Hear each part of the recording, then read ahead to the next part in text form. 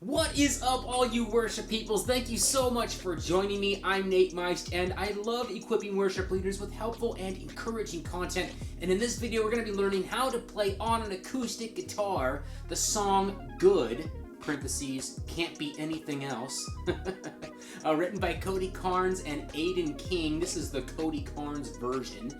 And at the end of the video, we will be bringing this song into my most rigorous grading system, so stick around for that, but let's get into it.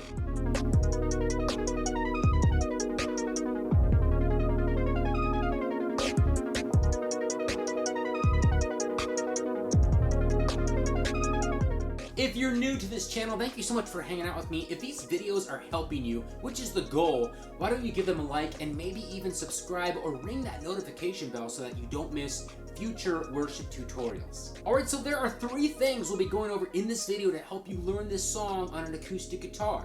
The first thing is key and capo. What key was this song recorded in? What key am I playing it in? And what are some keys that you can play it in using your capo?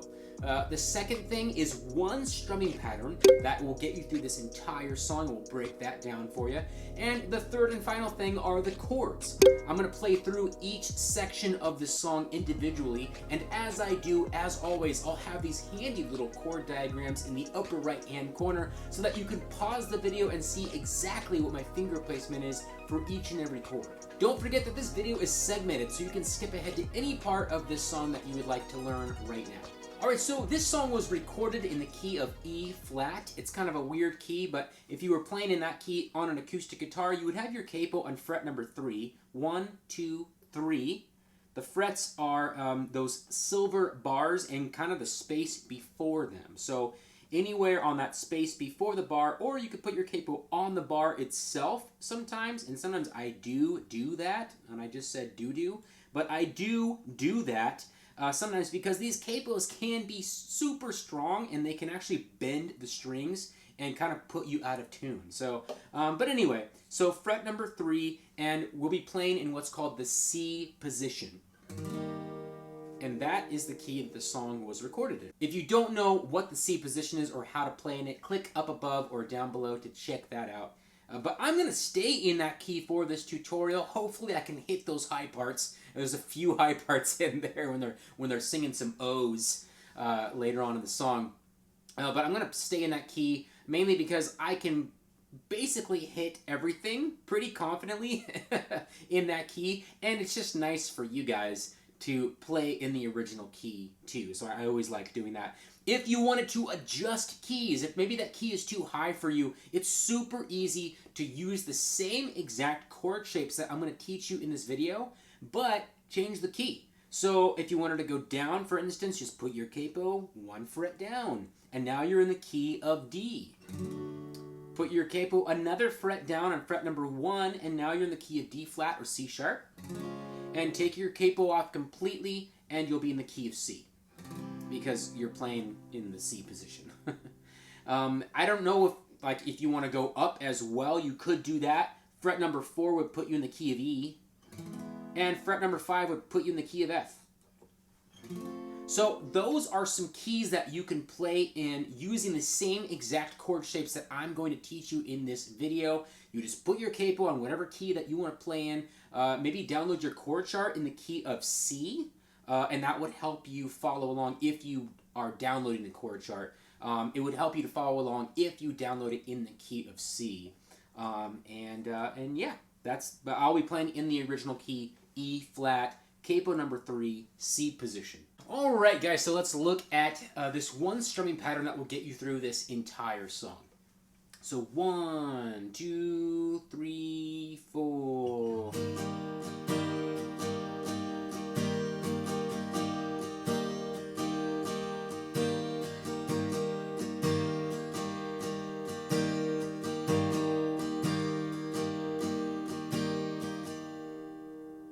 Alright, let's slow that down. So 1, 2, 3, 4, down, up, down, down, up, down, down, up, down, up, down, down, up, down, down, up, down, up, down, down, up, down, down, up, down, up, down, down, up, let's learn these chords. This is the intro to the song. So 1, 2, 3, 4.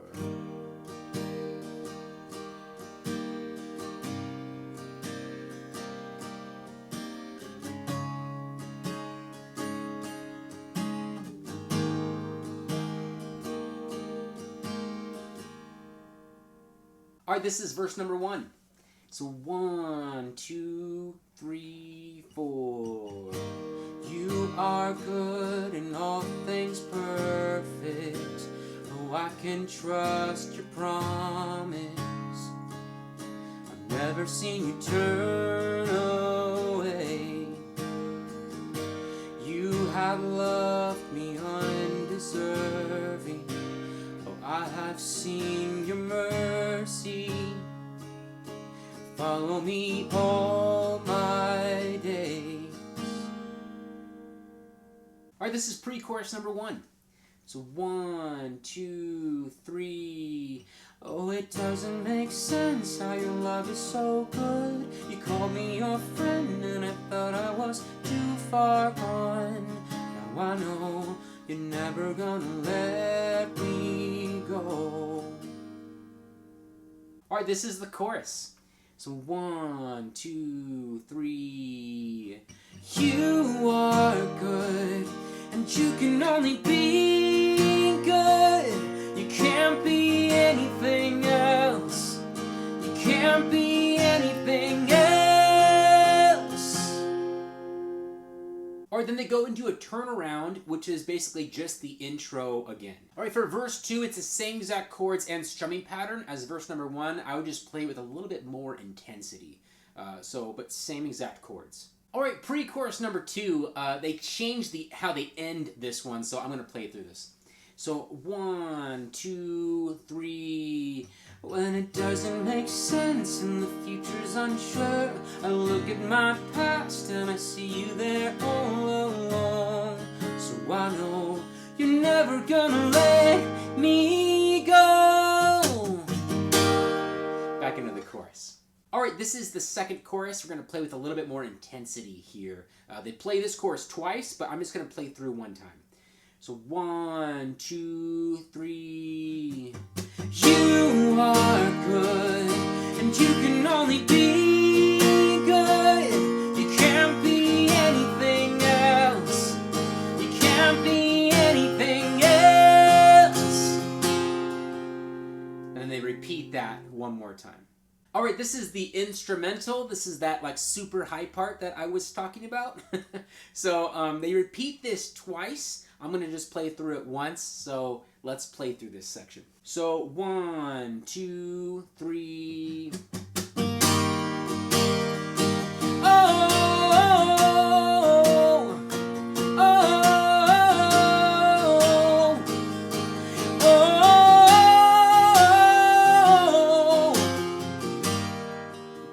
And then repeat that same thing one more time.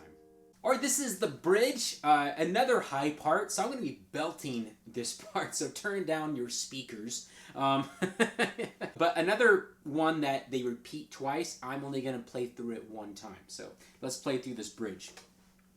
So 1, 2, 3.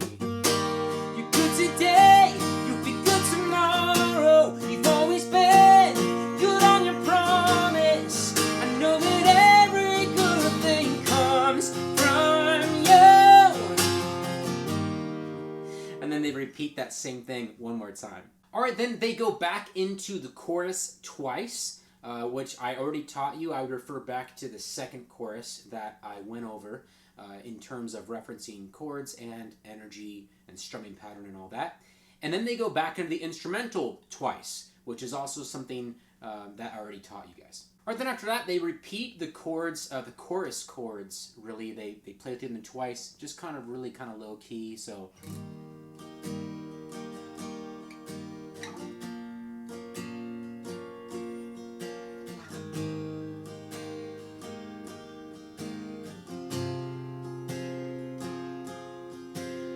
play through that again, and then he starts singing the chorus over that an octave lower. All right, then like I said, back into the chorus, they're singing an octave lower here. So you are good, and you can only be good. You can't be anything else. You can't be anything else. And he repeats that one more time. Or then they go back into the instrumental, and he's still singing an octave lower, so it's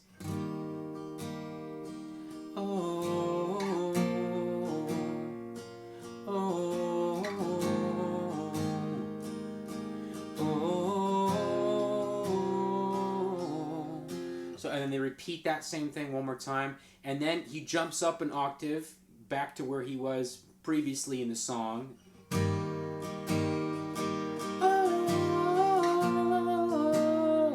And they do that 2 times, and then they start building it for another 4 times, so it's like...